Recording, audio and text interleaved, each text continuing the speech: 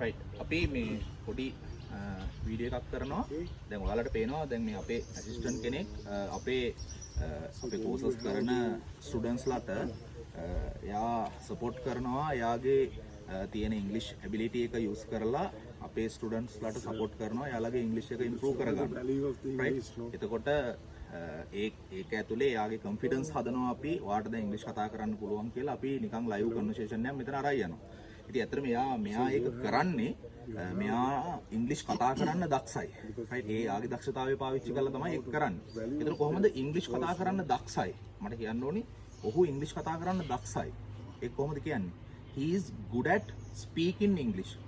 good at කියන එක පාවිච්චි කරලා අපිට කියන්න පුළුවන්. right දැන් මම ගණිතය උගන්වනවා. මම ගණිතයත් උගන්වනවා. ඒතර මම ගණිතයට දක්ෂයි. I am good at mathematics. right ඒ වගේම දැන් කවුරු හරි කෙනෙක් ඩ්‍රයිවිං කරන්න දක්ෂයි නම් he is good at driving. right අන්න ඒ විදිහට good at කියන එක පාවිච්චි කරලා am is එක්ක අපිට යම් කෙනෙක්ගේ දක්ෂතාවය ගැන කතා කරන්න පුළුවන්. right